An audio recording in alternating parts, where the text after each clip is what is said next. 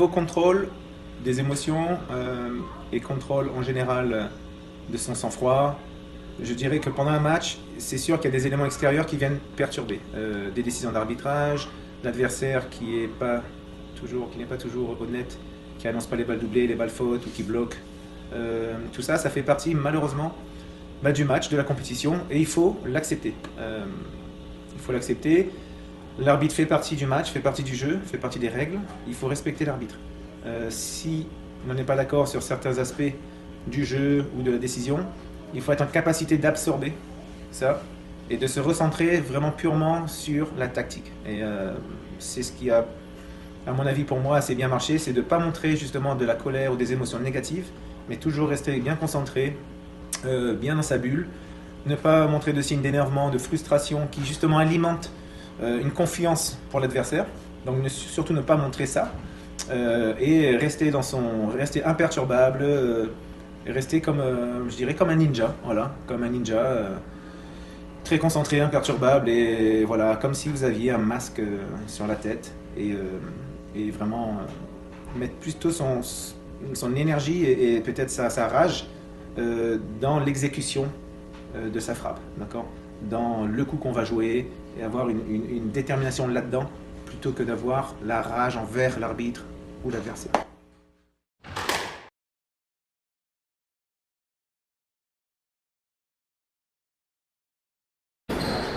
Pour les décisions et les moments importants dans un match, ce que j'essaie de faire, c'est de me relâcher au maximum. Donc, c'est-à-dire prendre mon temps entre les services et pour essayer de relâcher, descendre, faire baisser un peu le cardio. Ça se passe par la respiration pour être déjà plus lucide et se refocaliser sur la tactique à mettre en place sur le point qui va arriver. Donc vraiment prendre son temps et ne pas se précipiter de suite dans un nouvel échange si on a un cardio qui est ici et si on a un petit moment de doute, un petit moment de faiblesse. Donc essayer de regrouper un peu son état d'esprit et puis retrouver sa lucidité. Après une défaite, ce que j'essaie de faire déjà, j'essaie de m'isoler un peu, me mettre un peu à l'écart pour digérer. Et généralement, je vais essayer de revoir le match pour voir ce que j'ai réussi dans le match à mettre en place et ce qui a fait que aussi j'ai pas réussi à gêner assez mon adversaire pour derrière travailler sur à continuer à développer les points forts mais aussi les faiblesses et à trouver les bonnes solutions pour mes futurs matchs si j'en ai un à venir avec l'adversaire que j'ai. Donc c'est très important de visionner ce match.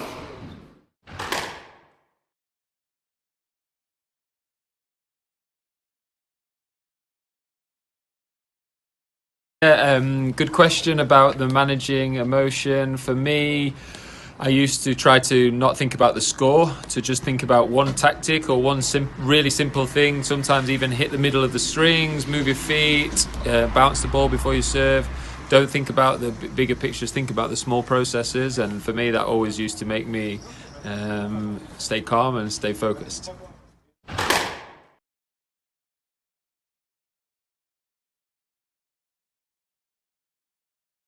Donc voilà, moi je pars du principe que nous sommes tous humains, personne n'est parfait, mais par contre voilà, dans une globalité, on peut réussir à gérer ses émotions d'une façon assez simple. Dites-vous une chose, plus vous allez rester calme, et plus vous allez avoir de chances comment dire, de gagner vos échanges et de gagner les points importants. Pour la seule et bonne raison que si votre adversaire s'énerve ou essaye de faire les choses pour vous énerver et que vous restez calme, ça va se retourner contre lui. Pour la seule et bonne raison que l'arbitre, à un moment donné, il risque, même s'il ne le doit pas, prendre position. S'il voit que l'un des deux joueurs sur le court commence à trop discuter, à jeter sa raquette ou taper la raquette contre la vitre ou n'importe quelle attitude qu'on ne doit pas avoir sur un terrain, l'arbitre va commencer à sanctionner. Et si vous restez calme dans ces moments-là, l'arbitre peut vous donner des bonnes décisions à des moments importants.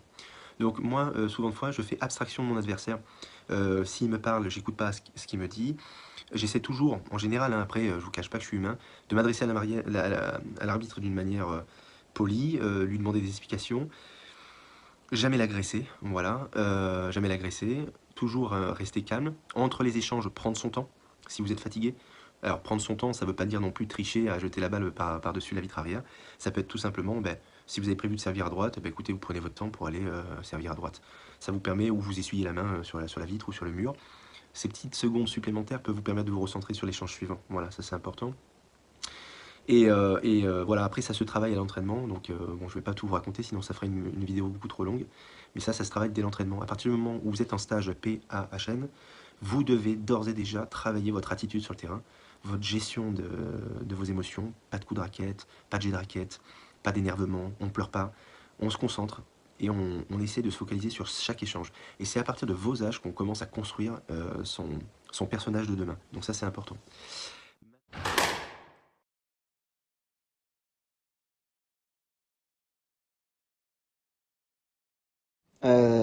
Ça c'est une chose qui est pas facile et dans lequel j'ai encore un peu de travail, ça s'apprend.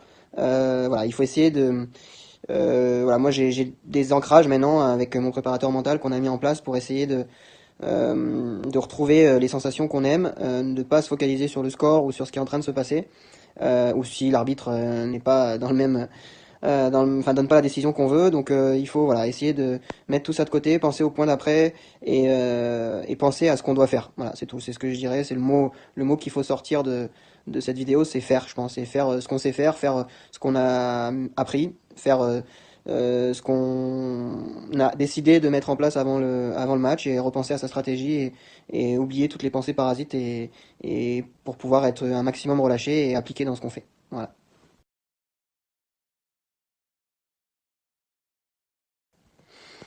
Comment je gère les défaites? Ça c'est jamais évident. Ça fait évidemment partie de la vie. Je pense qu'on perd plus que ce qu'on gagne parce que c'est rare de gagner des tournois et d'aller au bout. Surtout sur le circuit PSA, c'est rare de soulever le trophée à chaque fois. Donc il faut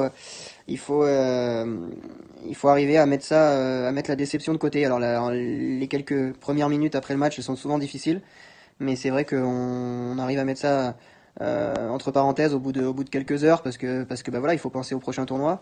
Mais moi, ce que je fais, c'est que j'essaye de relativiser, de surtout tout de suite comprendre ce qui n'a pas marché. Alors si on a la chance d'avoir la vidéo du match, c'est toujours bien de comprendre parce que souvent on n'a pas les mêmes sensations de ce qu'on a eu nous sur le court et de ce qui s'est passé vraiment quand on regarde la vidéo.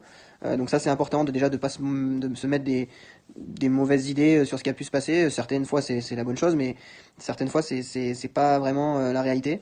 Donc voilà, c'est tout de suite essayer de comprendre et d'apprendre sur ces défaites là, noter sur un petit carnet. Moi c'est ce que je fais de temps en temps, noter ce qui n'a pas été bon et des sensations qu'on veut plus retrouver et pour essayer de plus les reproduire. Alors après c'est jamais facile, mais voilà comment j'arrive à essayer de gérer un peu les défaites.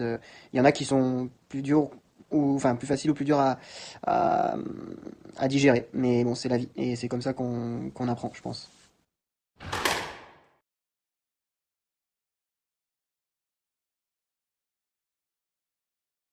I think it's it's an interesting one. It's something that I've always, I believe, been quite good at, but I think that's a lot to do with how I was raised by my parents and my natural personality. I think the temper and the anger issues is something that's very individual to you, depending on your type of personality.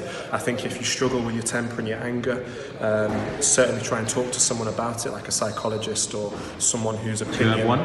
I have a mentor. I have a mentor who I've worked with, who was a rugby legend, played rugby league, and he's helped me through a lot of different mental areas in the game. But I think, if you struggle with the anger stuff, for me, it's important to know that whenever I get frustrated, it doesn't help my squash. My squash gets worse, and I think a lot of people have that when they get angry. When you become emotional, that affects your ability to make good decisions in the rally, your shot choice, the quality of the shot. If you're thinking about something else like a refereeing decision or something your opponent has done and you show emotion, not only is your opponent going to realise that, but you're also not going to be on your game for that few points or whenever. So I think really important to find someone that you can talk to about it and to practice things that calm you down when you get angry, because it's so important to stay level-headed.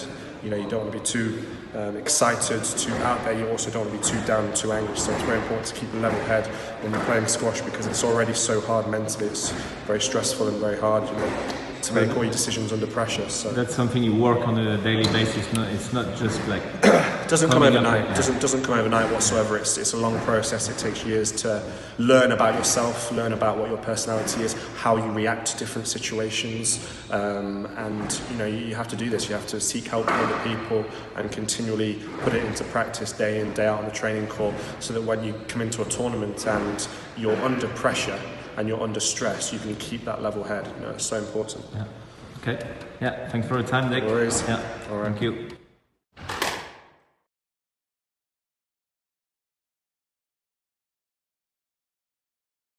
It's difficult and it's different every time. I think it's very important to know yourself, how you best play.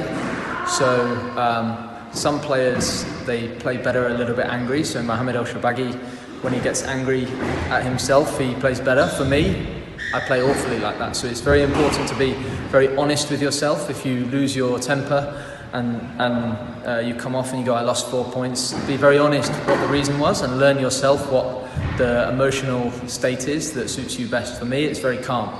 So when I start talking with the referee, which I'm very tempted to do a lot, I try to tell myself this is not a good idea and try and forget about it. And the main thing is to play your best. So you have to learn in yourself how you play your best and then learn to control that and keep reminding yourself if you go out of that, keep reminding yourself whatever's happened there, this isn't good for the next point, the next game, for the match.